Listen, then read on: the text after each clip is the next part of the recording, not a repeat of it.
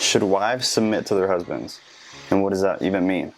I get asked this a lot on social media. Women will message me and send a Bible verse that has something to do with submission within a marriage.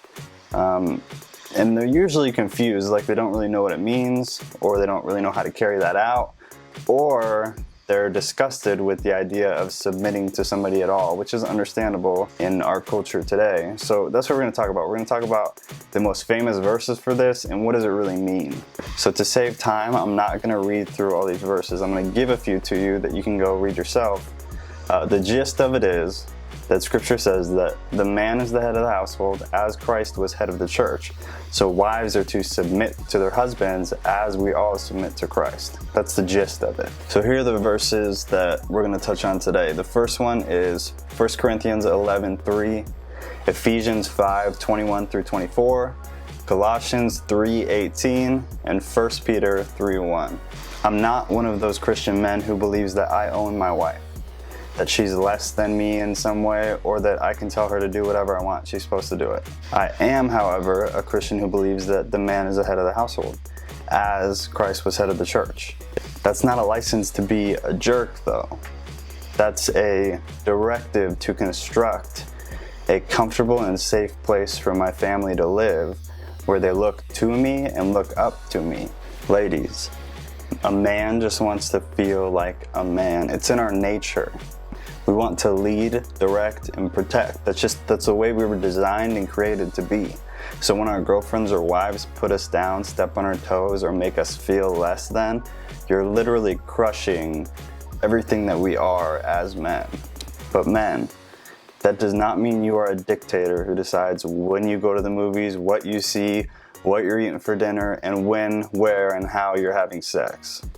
That's disgusting, so stop. When you assert your dominance in this sort of way, you're disrupting the trust factor. You're making your home an unsafe place to live, which is the opposite of what your role in a marriage is supposed to be.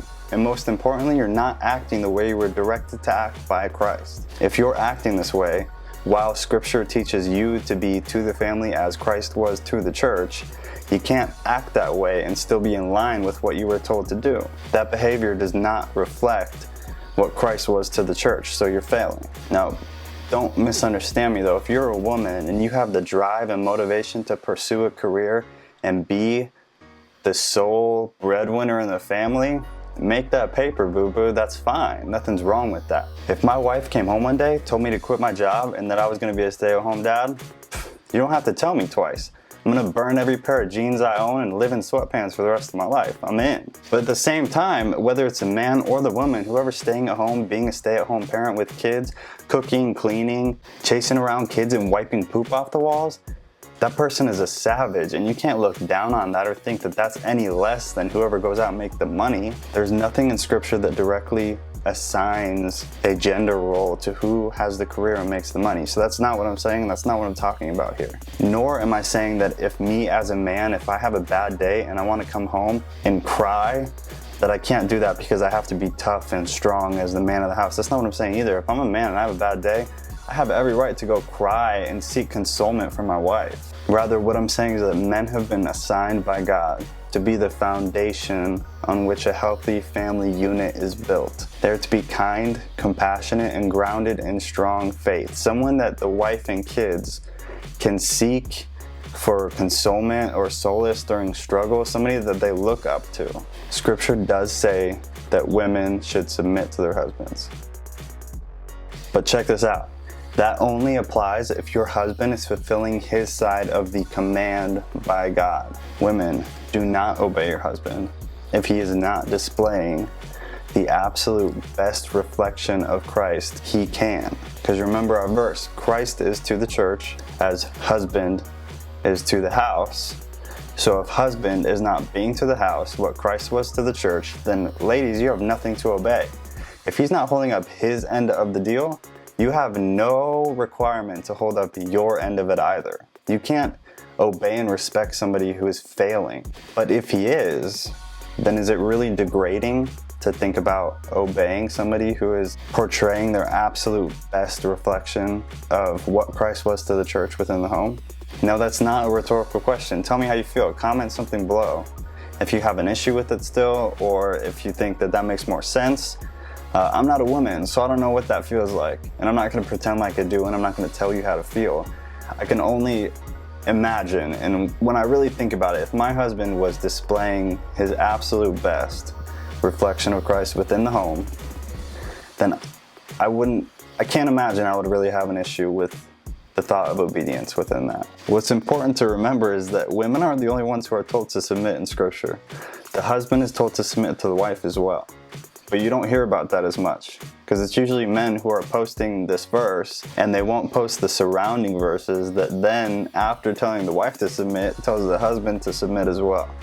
So it's not just one-sided. It's not just towards females. Men, if you are not being to your family what Christ was to the church, your wife has nothing to obey. And for you to think that she does, or to command her to, is you being abusive.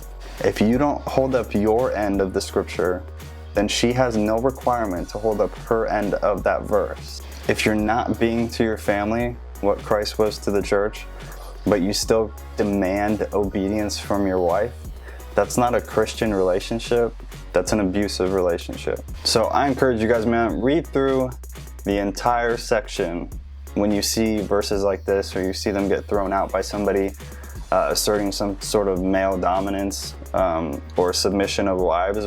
Read the surrounding text to these verses, and you'll find something that you probably didn't see in whatever somebody posted. The wife has no business submitting in any fashion to a husband who is not fulfilling his duty that he's been commanded in Scripture. So don't feel bad if you're a wife and you have a husband who's not living up to his potential and talks trash at you for not living up to Scripture. You have no reason to obey somebody who's not fulfilling their God-given duty. So as usual, tell me what you guys think. If you still have a problem with it, if you don't agree with me, or if you agree. If you don't agree with me, then tell me why. Give me a substantial reason that I should reconsider my position as of right now. This is a topic that I do feel very strongly about. It's not one that I really waver on or consider that I'm wrong. I've done a lot of research and I've studied it quite a bit, and this is where I stand fairly firm. So if you don't agree, then you're gonna have to have a pretty good case against what I just said. Anyways, I love you guys. I don't know what I'm doing next week yet. I'll probably post something on Instagram this weekend. If you don't have me on Instagram, you should probably do that. I'll put all the social media links up after the video ends. Another thing too I'm gonna start promoting is we put up a website like 6 months ago, theologyforums.com.